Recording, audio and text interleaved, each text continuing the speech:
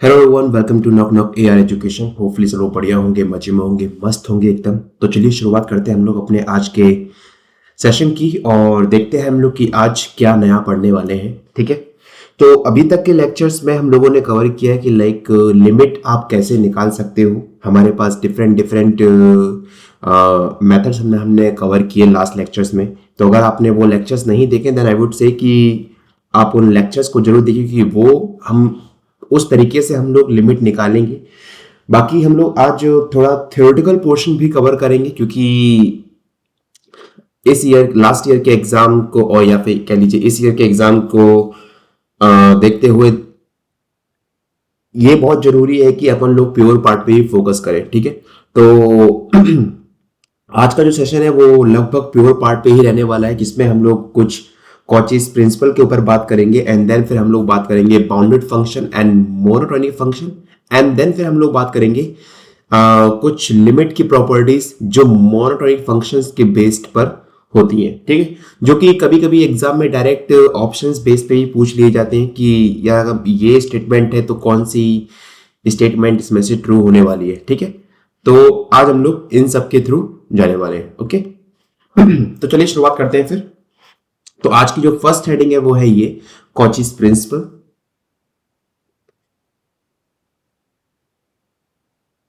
Cauchy's principal.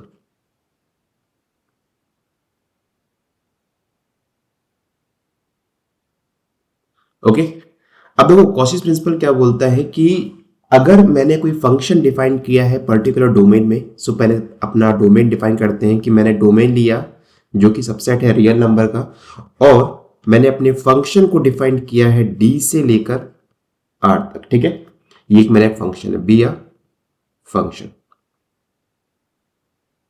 ठीक है, मैंने एक पॉइंट लिया सी जो बिलोंग कर रहा है ड्राइव सेट से। होपफुली आप सबको पता होगा ड्राइव से मतलब क्या है कि set of all limit points. मैंने ये जो सेट डी लिया है उस डी का जितने भी लिमिट पॉइंट्स होंगे वो सभी लिमिट पॉइंट्स मेरे डी डैश में कंटेन हो रहे होंगे। ठीक है, तो जो मेरा जो सी है डेफिनेटली वो क्या है, लिमिट पॉइंट है किसका, डी का।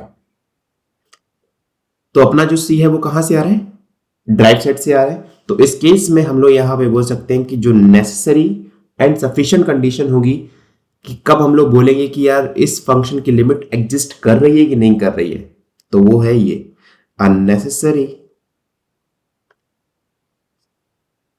And sufficient condition for the existence of limit x tends to c f of x is that what। तो वो है ये कि हम लोग करेंगे क्या, हम लोग सबसे पहले यहां पर एक एप्सिलॉन हम लोग यहां पर असाइन करेंगे। ठीक है, एंड देन उसके रिस्पेक्ट में फिर हम लोग यहां पर एक पॉजिटिव डेल्टा ढूंढने की कोशिश करेंगे जो कि पर्टिकुलर कंडीशन को सेटिस्फाई करे। ठीक है, तो is that for a pre assigned, और ये कह लीजिए जो हम लोग पहले से ही असाइन करेंगे pre assigned positive epsilon for that there exists a positive delta such that जो कि इस कंडीशन को सेटिस्फाई करे। f of x dash minus f of x double dash is less then epsilon, जहां पे x डैश और x double dash ये क्या है अपने पास पेयर है हुए। ठीक है, जो कि हम लोग डोमेन से या फिर ये कह लो या फिर ये कह लीजिए कि डिलीटेड नेबरहुड से हम लोग ले रहे होंगे। ठीक है, ये कंडीशन अपने पास ट्रू होनी चाहिए for every pair x test और x double test which belongs to deleted neighborhood of the C point. Is that clear? देखो यार, हम लोगों ने यहां पर क्या बोला है कि सबसे पहले हम लोग देखेंगे कि जो अपना जो डी सेट है वो उस डी में से हम लोग जो ये सी जिस पॉइंट पर अपने को लिमिट निकालनी है उस सी को इस डी का लिमिट पॉइंट होना चाहिए। पहली कंडीशन अपने पास ये है। तभी हम लोग आगे बात करेंगे कि यार इस फंक्शन की लिमिट एग्जिस्ट कर रही है कि नहीं कर रही है। एंड देन फिर हमने क्या बोला कि इसके लिए नेसेसरी एंड सफिशिएंट कंडीशन क्या है कि अगर मैं दिखाने की फंक्शन की लिमिट एग्जिस्ट कर रही है तो हम क्या बोलेंगे कि हम लोग एक एप्सिलॉन असाइन करेंगे, ठीक है, जिसके रिस्पेक्ट में अपने को डेल्टा फाइंड करना है जो कि पॉजिटिव होगा, जो कि इस कंडीशन को सेटिस्फाई करे, ठीक है। तो चाहे तो आप लोग यहाँ पे एक्स टेस्ट और एक्स डबल डैश की जगह पर आप यहाँ पे x1 और x2 भी ले सकते हो। काफी बच्चे यहाँ पे डैश को रिप्रेजेंट करते हैं डेरिवेटिव से भी, तो इसमें कंफ्यूज मत होइएगा। ये x test and x double dash क्या है अपने पास पॉइंट्स हैं जो कि हम लोग डिलीटेड नेबरहुड ऑफ सी के सेट से ले रहे हैं, ठीक है। तो चलिए देखते हैं कि इसके बेस पर क्वेश्चन कैसे कर सकते हैं अपन लोग, ठीक है, वो बहुत जरूरी है समझना। तो एक क्वेश्चन देखते हैं इसके बेस पर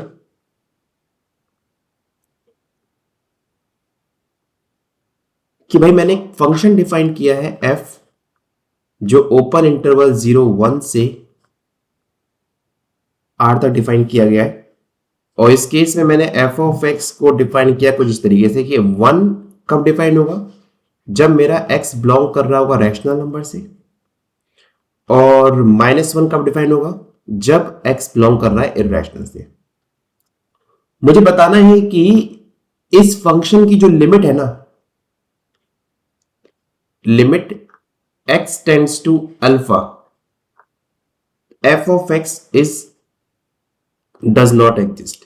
ये पता है सबको कि इस फंक्शन की जो लिमिट है वो अपने पास एग्जिस्ट नहीं कर रही है, ठीक है। बट आपको ये बताना है यूजिंग कॉची प्रिंसिपल।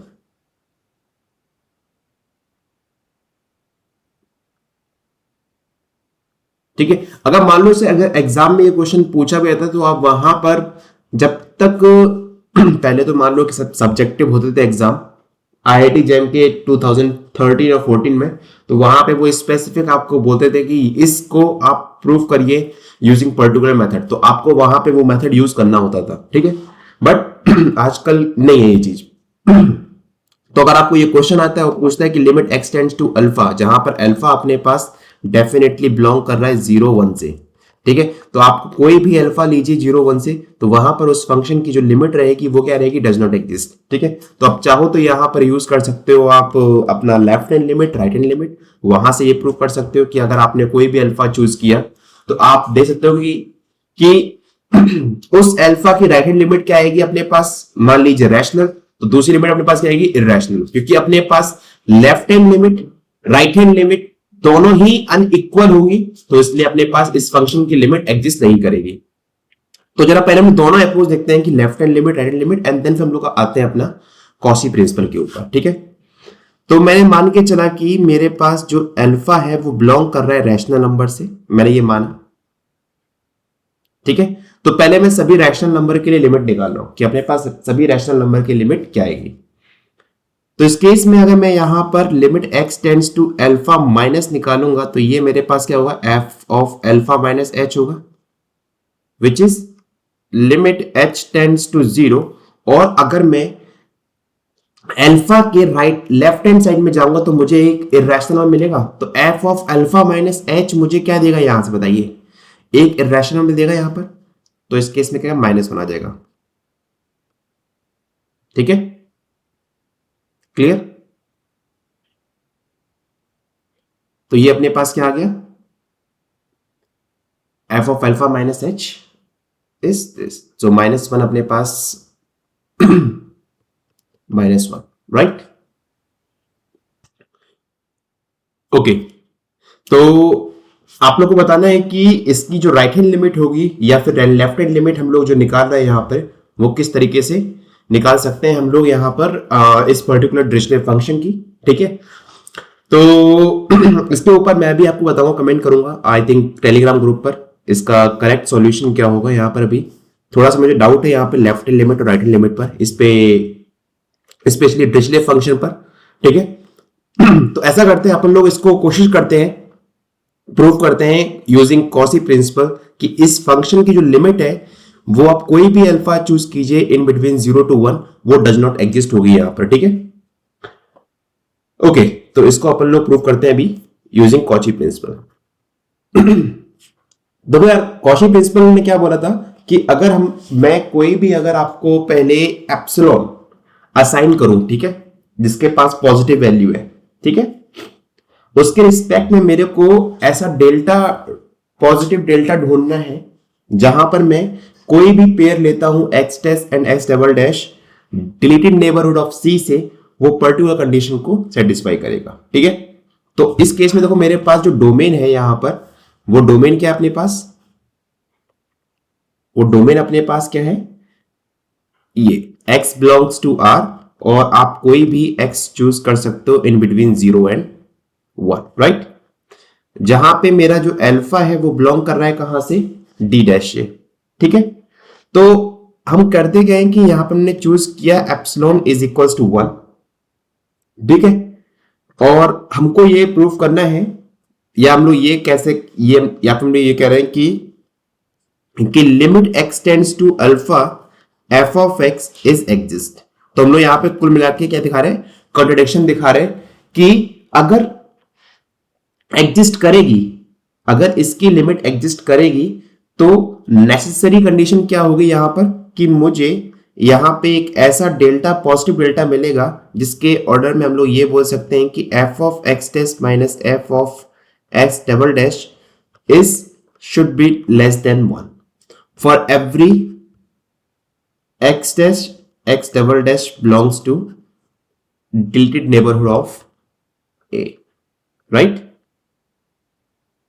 ये अपने पास कंडीशन ट्रू होनी चाहिए। बट देखो हो क्या रहा है यहां पर कि अगर मान लो कि मैंने x डैश चूज किया रैशनल नंबर से, x डबल डैश मैंने चूज किया इरैशनल से, तो इसके रिस्पेक्ट में मेरे पास f ऑफ x डैश क्या आएगा यहां पर, इस केस में वो आएगा 1, और f of x double dash मेरे पास क्या आएगा यहां पर -1, राइट। और जैसे ही आप ये कंडीशन रखोगे इसमें, तो मेरे पास क्या आएगा, f of x dash is 1, f of x double dash is -1, तो ये देगा मुझे 2, राइट। क्या 2 अपना लेस देन 1 है कि नहीं है, नहीं है, तो अपने पास यहां पे कंडीशन क्या हो गई, फॉल्स हो गई। तो इसका मतलब क्या है कि इस पर्टिकुलर एप्सिलॉन के लिए हम अपने पास ऐसा कोई भी डेल्टा, या फिर कह लो कि हर एक डेल्टा के लिए जो कि अपने पास जो अपने जो पेयर आ रहे हैं वो इस इंटरवल से बिलोंग कर रहे हैं, वो कि इस कंडीशन को सेटिस्फाई नहीं कर पा रहे हैं। तो इसका मतलब क्या है, बाय द कॉची कंडीशन हम लोग ये कह पा रहे हैं कि इस फंक्शन की limit x tends to alpha पर एग्जिस्ट नहीं कर पा रही है, ठीक है। Is it clear?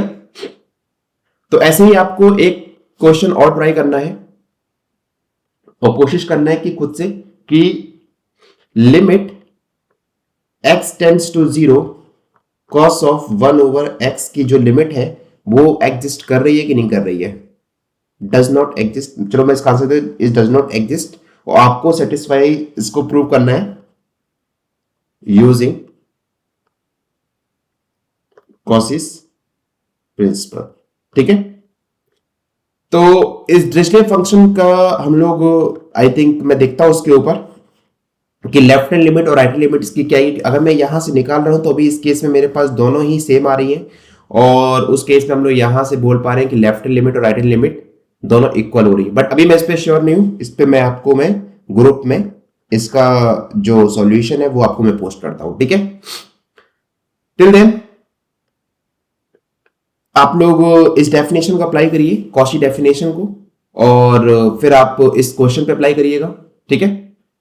तो चलिए ठीक है, हम लोग देखते हैं कि नया टॉपिक अपना आज का, और वो नया टॉपिक क्या है कि आज हम लोग थोड़ा देखने वाले हैं मोनोटोनिक फंक्शन के ऊपर, एंड देन फिर कुछ प्रॉपर्टीज हैं जो स्पेशली हम लोग मोनोटोनिक फंक्शंस के लिए पढ़ेंगे, या फिर तो आने वाले मतलब अभी कुछ स्लाइड्स में हम लोग देखने वाले हैं बाउंडेड फंक्शन किसको बोलते हैं, आई थिंक आप लोग पढ़ चुके हैं ये बहुत अच्छे तरीके से, bounded function and monotonic function. ठीक है, ये हम लोग देखने वाले हैं।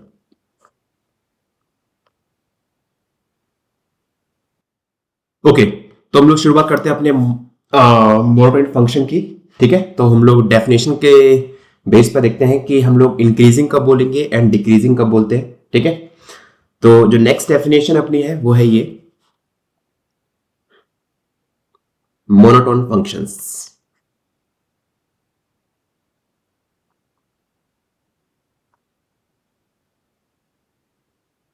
ठीक है, तो इसमें क्या होगा कि हम लोग को कोई भी फंक्शन का जो बिहेवियर है, लाइक वो इंक्रीजिंग होगा डिक्रीजिंग होगा, वो हम लोग पर्टिकुलर इंटरवल पे चेक करते हैं। ठीक है, कि अपने पास इस इंटरवल में फंक्शन इंक्रीज कर रहा है डिक्रीज कर रहा है, तो वो एक सर्टेन कंडीशन अपने पास होती है। अगर वो उस कंडीशंस को सेटिस्फाई करेगा तो अपन लोग बोलते हैं कि वो फंक्शन उस पर्टिकुलर इंटरवल में क्या है, इंक्रीजिंग है या डिक्रीजिंग है। ठीक है, तो यहां पे मैंने क्या बोला कि मैंने एक इंटरवल लिया जो कि सबसेट है अपना किसका, रियल नंबर का, बी एन इंटरवल,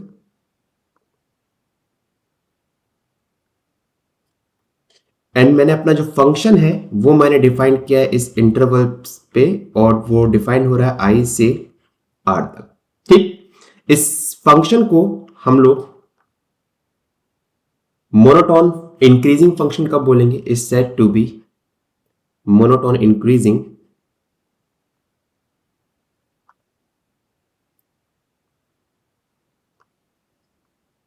इफ, और या फिर कह लीजिए कि हम लोग इस फंक्शन को मोनोटोन इंक्रीजिंग कब बोलेंगे, इस इंटरवल पे जब मैं ये बोलूं कि मेरा x1 एंड x2 जो दोनों ही अपने पास बिलोंग कर रहे हैं कहां से, इंटरवल से, जब उनके बीच में ये रिलेशन हो कि x1 is less than x2 and it implies f of x1 is also less than और equal to f of x2।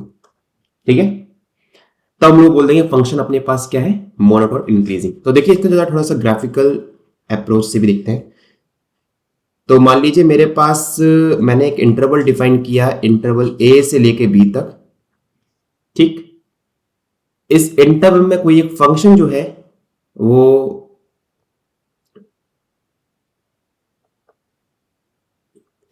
एक इंक्रीजिंग फंक्शन मैंने यहां पे डिफाइन किया। तो देखिए ध्यान से, इंक्रीजिंग कब बोलेंगे, जब मैंने कोई भी x1 x2 पिक किया तो उनके बीच में पहले रिलेशन क्या है कि x1 लेस देन x2 होना चाहिए। तो यहां पे देखिए x1 is less than x2 हो गया यहां पर, और f of x1 is also satisfy this condition. तो यहां पे देखिए इस केस में f ऑफ x1 जो है वो लेस देन है f ऑफ x2 से।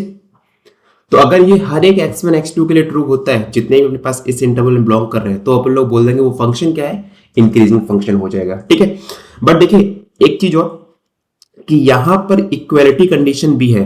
तो कभी कभी ऐसा भी हो सकता है कि आपके पास फंक्शन जो है कुछ इस तरीके से डिफाइन कर दिया गया हो, आपके पास इंटरवल ए और बी दे दिया यहां पर, और मैंने बोल दिया ये फंक्शन जो है वो आपका कुछ ऐसा यहां पे कांस्टेंट है एंड देन फिर आपका इंक्रीजिंग है। तो देखिए ए से लेके बी तक, ए से लेके let's say this one is x2 और x1, x1 से x2 में अपने पास ये फंक्शन कांस्टेंट हो गया और देन उसके बाद फिर अपना ये इंक्रीज कर गया, तो ये भी पॉसिबल है।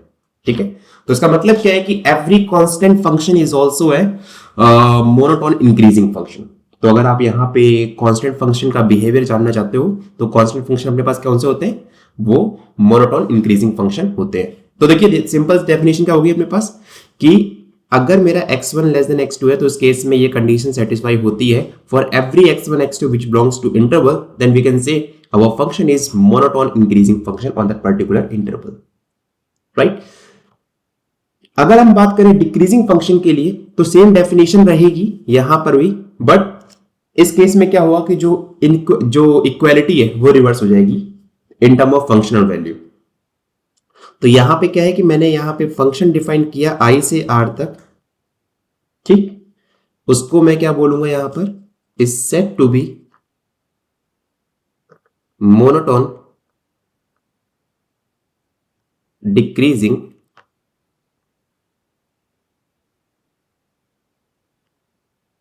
on interval I if x1 x2 belongs to I and x1 less than x2 and f of x1 is greater than or equal to f of x2।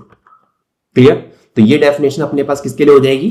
Monotone decreasing के लिए। तो अगर इसके लिए आप थोड़ा सा ग्राफिकल अप्रोच मांगते हो तो मान लीजिए मेरे पास ये a है, ये b है, तो इस केस में अपने पास फंक्शन जो है वो कुछ ऐसा पूरा हुआ। तो ये फंक्शन अपने पास इंटरवल a टू b में ये फंक्शन कैसे कर रहा है? डिक्रीज कर रहा है। तो अगर आप यहाँ पे इस केस में कोई भी x1 और x2 लोगे तो x1 is less than x2, इस रिस्पेक्ट में आप देख सकते हो यहाँ पे कि जो x1 है f of x1 is greater than f of x2। Is that clear? तो ये हो गया अपने पास मोनोटोन डिक्रीजिंग फंक्शन। तो हमने अभी दो डेफिनेशन पढ़ी है, एक इंक्रीजिंग के लिए और एक डिक्रीजिंग के लिए। तो डेफिनेशन में आई वुड से कि जो डिफरेंस आया है वो डिफरेंस आया है पर्टिकुलर इस इनइक्वालिटी पर, कि जो फंक्शनल वैल्यू है विद रिस्पेक्ट टू डोमेन अपने पास यहां पर उसमें जो इक्वालिटी जो इनइक्वालिटी है उसका साइन रिवर्स हो रहा है। ठीक है, तो ये हम लोग बात कर रहे हैं इंक्रीजिंग और डिक्रीजिंग के लिए। जब आपके पास इंक्रीजिंग होगा तो अपने पास जो फंक्शन है वो इंक्रीज करेगा, it means f of x1 is less than f of x2। तो यहां पे ये फंक्शन देखिए आप इसकी वैल्यू इंक्रीज कर रही है। और अगर मैं डिक्रीज की बात करता हूं तो f of x1 is greater than f of x2। तो इस केस में अपने पास यहां पर ये वैल्यू डिक्रीज कर रही है। ठीक है, तो ये तो बात होगी अपने पास कि मोनोटोन इंक्रीजिंग और डिक्रीजिंग। और यहां पे भी देखिए आप इक्वलिटी साइन लगा हुआ है, तो मतलब अपने पास इन बिटवीन ये फंक्शन कांस्टेंट भी हो सकता है। तो every constant function is monotone increasing function as well as decreasing function. तो अगर आप चाहो तो यहां पर एक नोट पॉइंट भी डाल सकते हो। कभी कभी काउंटर एग्जांपल में आपको ऐसे फंक्शंस चूज करने पड़ते हैं जो इंक्रीजिंग भी हो डिक्रीजिंग भी हो। ठीक है, तो नोट पॉइंट में डाल लीजिए यहां पर कि every constant function is monotone increasing and decreasing in the interval। तो अगर मैंने आपको कोई भी इंटरवल डिफाइन किया यहां पर, उस केस में मैंने आपको कांस्टेंट फंक्शन डिफाइन किया, तो उस केस में वो फंक्शन जो होगा वो इंक्रीजिंग भी होगा एंड डिक्रीजिंग भी होगा। देखो कभी कभी हम लोग टर्म डिफाइन करते हैं एक strictly increasing and strictly decreasing भी। तो उसका मतलब क्या है कि उस केस में वहां पर हमारे पास जो इक्वालिटी साइन जो हमने अभी देखा डेफिनेशन में वो नहीं होगा। तो कभी भी अगर मैं बोलूंगा कि स्ट्रिक्टली इंक्रीजिंग तो उसका मतलब फंक्शन जो है वो इंक्रीज कर रहा है, कहीं पे भी किसी भी दो पॉइंट के लिए वो कांस्टेंट नहीं हो सकता है। ठीक है, तो अगर मैं डेफिनेशन लिखूं स्ट्रिक्टली इंक्रीजिंग की तो डेफिनेशन से अपने पास वही रहेगी कि इस केस में मैं ये बोल रहा हूं कि जो मेरा फंक्शन है वो डिफाइंड है i से r तक किसी इंटरवल से सम r तक, और इस केस में मैंने x1 और x2 बिलोंग किए i से such that x1 is less than x2 which implies f of x1 is also less than f of x2। तो यहाँ पे एक चीज देखिए यहाँ पर कि जो इक्वालिटी का जो साइन है वो यहाँ पर हट गया अभी। ठीक है, तो इस केस में क्या है कि अगर आप ये देख पा रहे हो कि कोई फंक्शन अपने पास स्ट्रिक्टली इंक्रीज कर रहा है, तो इसे एग्जांपल लेते हैं अपन लोग यहाँ पर f of x is equals to x ले लीजिए। ठीक है, और मैंने फंक्शन डिफाइन किया ये 1 से 2 ओपन से 8 तक। तो आप एक चीज देखिए ध्यान से, 1 से 2 में ये फंक्शन कुछ ऐसे ही डिफाइन होगा। यहां पर ये रहा आपके पास 1 और ये रहा 2। सो 1 से 2 में क्या ये फंक्शन किसी भी दो पॉइंट के लिए आपको इक्वल वैल्यू देगा? नहीं देगा, राइट। तो उसका मतलब क्या है, ये फंक्शन जो है वो स्ट्रिक्टली इंक्रीजिंग है। देखो मोनोटोन इंक्रीजिंग तो है ही है, साथ में ये स्ट्रिक्टली इंक्रीजिंग भी। तो मैं अभी आपको एक रिलेशन लिखवाऊंगा कि जहां पर monotone increasing and strictly increasing में वो रिलेशन होगा। काफी बच्चे इसमें कंफ्यूज रहते हैं, किसको हम लोग स्ट्रिक्टली इंक्रीजिंग बोलते हैं, किसको हम लोग मॉडरेट इंक्रीजिंग बोलते हैं, ठीक है। तो इस केस में हमारे पास ये फंक्शन क्या हो गया, स्ट्रिक्टली इंक्रीजिंग हो गया। तो इसका मतलब क्या है कि every monotone increasing function, sorry, every strictly increasing function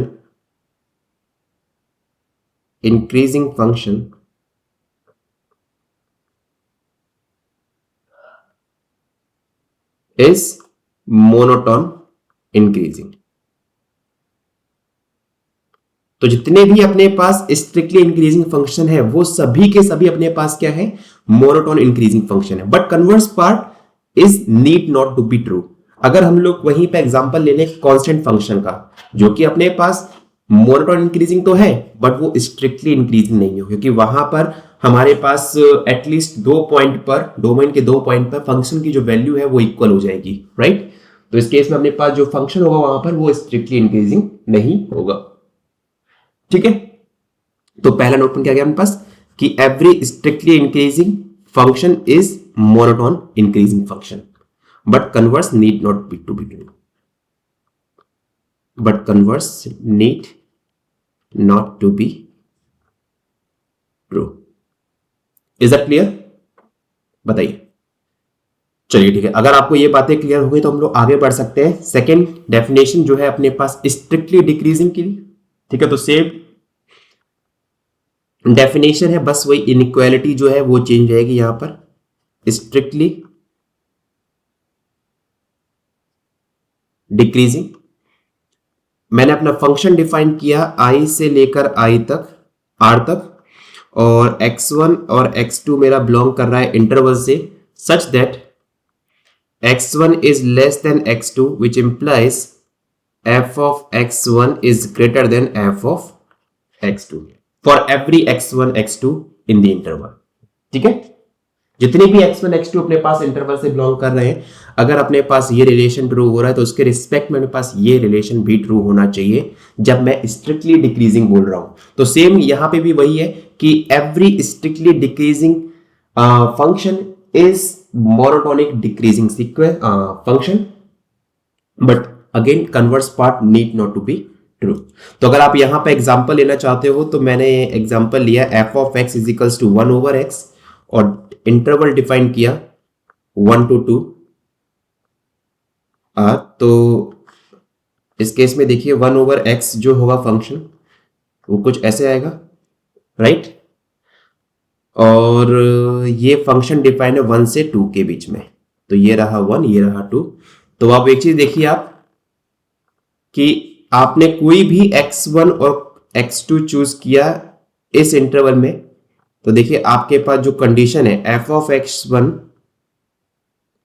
should be greater than f of x2, जो कि यहां पे सेटिस्फाई हो रहा है, ठीक है।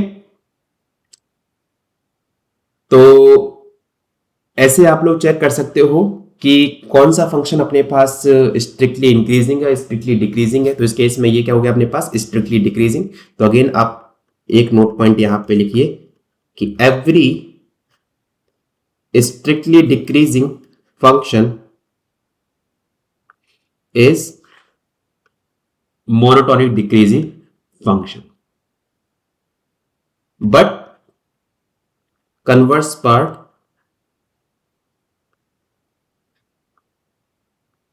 Need not to be true. वही काउंटर एग्जांपल है, आप लोग ले सकते हो कांस्टेंट फंक्शन का, ठीक है। कांस्टेंट फंक्शन अपने पास मोनोटोनिक डिक्रीजिंग तो होता है बट वो अपने पास स्ट्रिक्टली डिक्रीजिंग नहीं होगा। इज दैट क्लियर, बताइए। ये बात सबको क्लियर हो गई यहां तक। तो देखिए अपने पास अलजेब्राइक फंक्शंस के बेस पे हम लोग यहाँ पे कमेंट कर सकते हैं कि मान लीजिए अगर अपने पास कोई फंक्शन इंक्रीजिंग है तो अगर हम उसमें स्केलर मल्टीप्लाई करते हैं तो क्या उसके बिहेवियर पर कुछ चेंज होगा कि नहीं होगा, वो देखना है अपने को, ठीक है। तो अपने पास मैंने यहां पे 2 फंक्शन चूज किए हैं।